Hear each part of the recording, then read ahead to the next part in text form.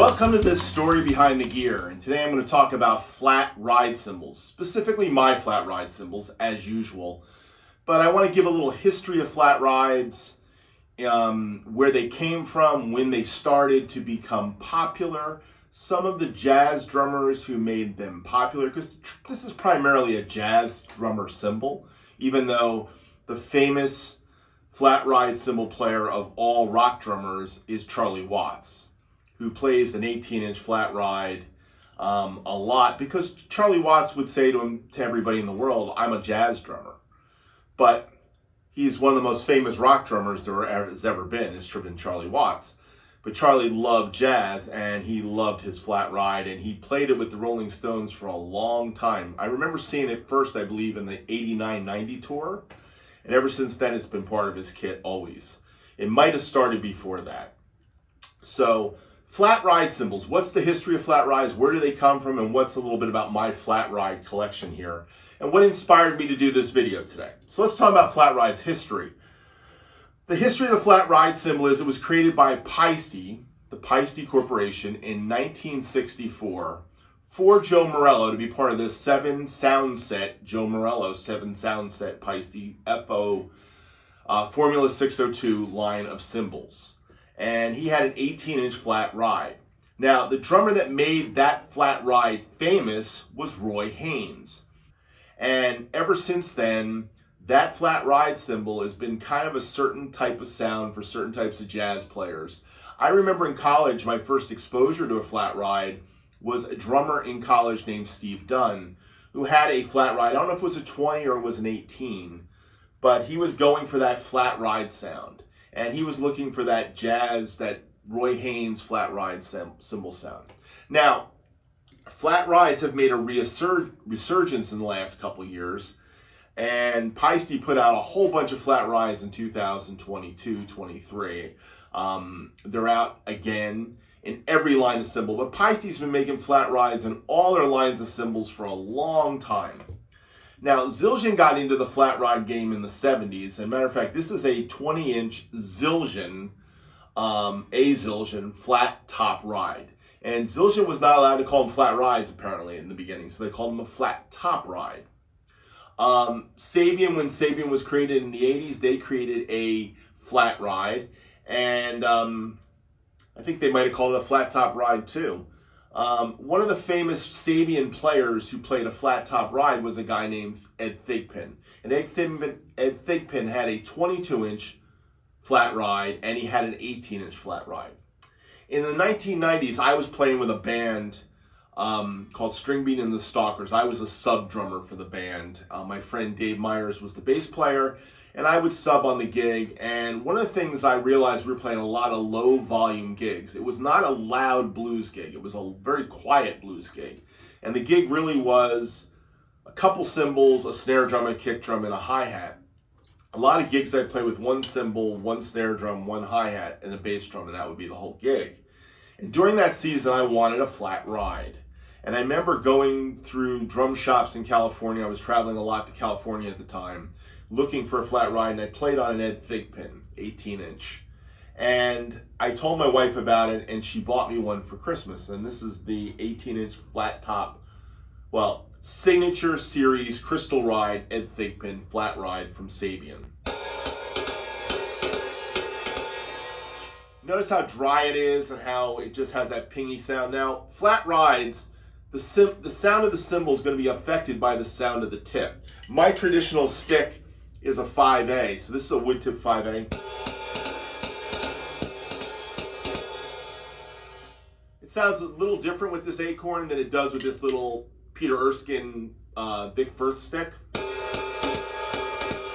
Got a little more definition to it. But whatever stick I use, it's going to change the sound of it. This is a model of a Steve Gadd. It's actually a Steve Gadd second stick from Vic Firth.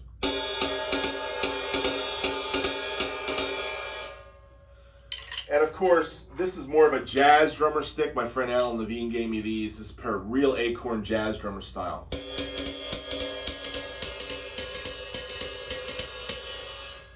Flat rides are low volume cymbals. Anyhow, Haynes made the flat ride famous with that song, Now He Sings, Now He Sobs. But the drummer who really touched me with flat rides was a guy named Danny Gottlieb.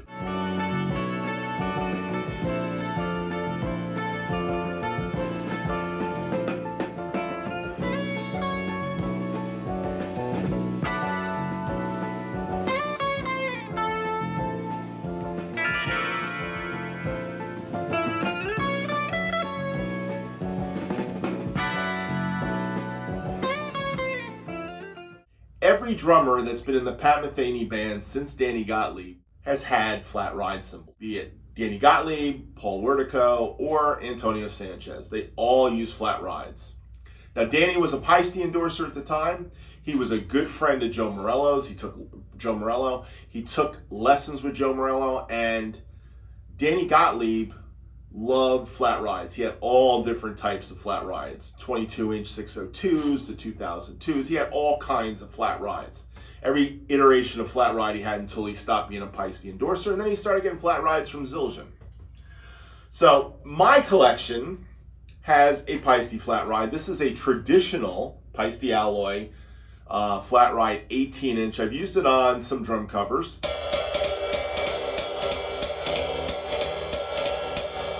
It's not this Formula 602 flat ride of the 70s or 80s, but it is a 90s Paiste script traditional 18-inch flat ride. It's a beautiful cymbal for that low volume thing. Now, one of the things you'll notice in my two flats that I'm playing here, my 18s, this Ed Thick pin, I wanted a little more sustain, so what I did was I put 3 rivets in it.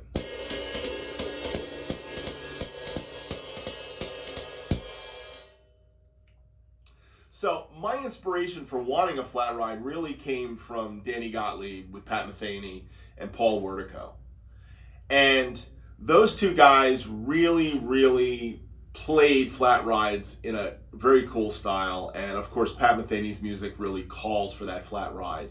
And I think he figured that out during the Gary Burton years. And I don't know if, I know Pat Metheny played with Gary Burton, I think with Bob Moses playing drums. And I don't know if Bob Moses had a flat ride, he might have. So the flat ride thing has been around for a long time. It was really big in the 70s. And truthfully, flat rides are kind of like ping rides, and that's what happened in the 70s. But after the flat ride, you got the heavier, thicker cymbals that went to ping rides. So Zildjian's version of a flat top ride in the 70s, and this is a 1979 because it's got the hollow logo on the bottom, 20-inch flat top ride. This one weighs in at, believe it or not, 3,048 grams. Now my two other ride cymbals, the 18-inch Paiste flat comes in at 1516 grams, and this one, my Ed Thigpen, comes in at 1635 grams. So this is quite a difference in weight. Plus, it's not hammered in the hand-hammered style of the HH Sabian, or I don't know if this is machine. I think this is hand-hammered, the traditionals. So the traditionals are hand-hammered too. The Paiste,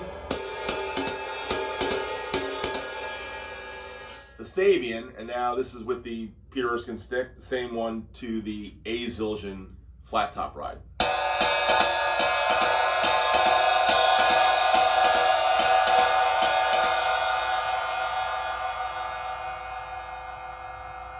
So the A Zildjian's got a little more cut. It's definitely more pingy. It's got more of that A thing. These are a little bit darker. Both of these two 18s are a little darker. And I've got a song that I'm playing on the front end and of the tune, and probably will finish in the back end of the tune, and I'm going to release as a cover called One Note Samba, where I play all of these cymbals just to give you a taste of what it sounds like in a recorded mix. And you're not listening to the sounds of the cymbals just through my camera microphone.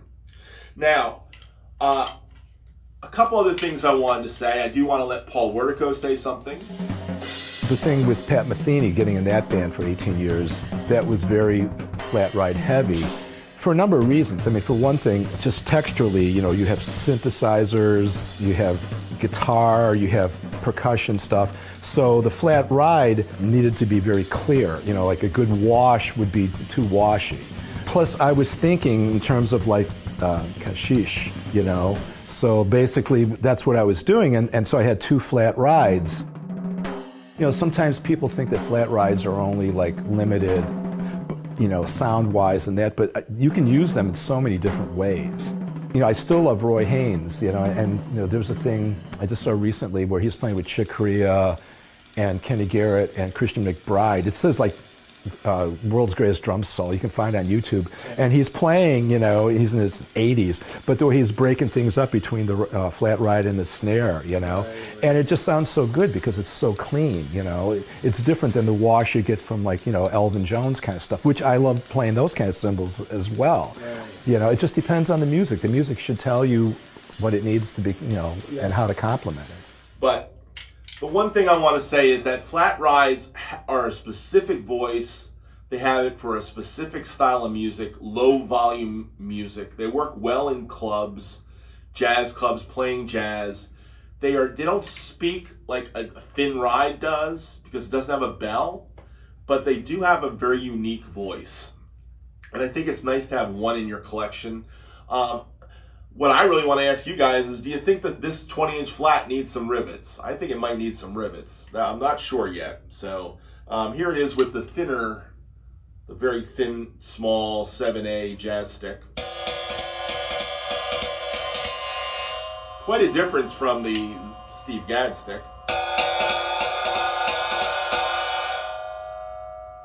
Or the ProMark Fire Grain 5A.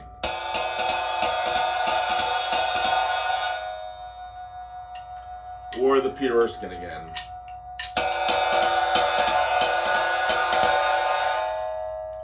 Anyhow, I don't know if it needs that sizzle, so you guys can weigh in. Do you think I should put some rivets in this flat ride? How many? 2, 3? The whole cymbal? I haven't done the whole cymbal in a long time. I do like it on this Sabian.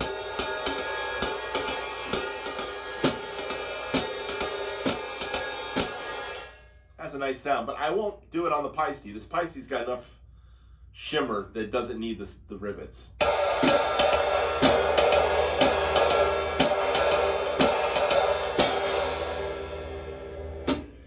Anyhow, so let me tell you the story about the cymbals. So this one, the Ed Thig pin, my wife bought me for Christmas one year, and this is not for sale ever.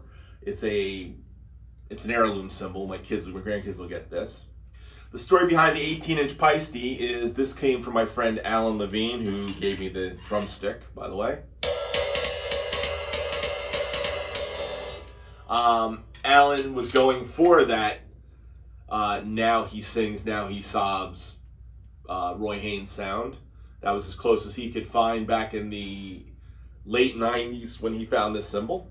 And my friend Pat O'Donnell gave me this flat top ride. We traded cymbals. And this is my newest edition. So thank you, Pat, for the cymbal and the inspiration. So I'm going to play you out with a little bit of one-note samba. I hope you enjoy the cymbals, a little bit of the cymbal history. There's not a lot of history on flat top rides, to be honest. Paiste created them, Zildjian copied them, Sabian copied them, and everybody else copied them. It is truly a Paiste creation, and it came out of that Joe Morello sound, 7-sound set that was created in the 1960s for Joe Morello. So Roy Haynes made it famous, and everybody's got one now.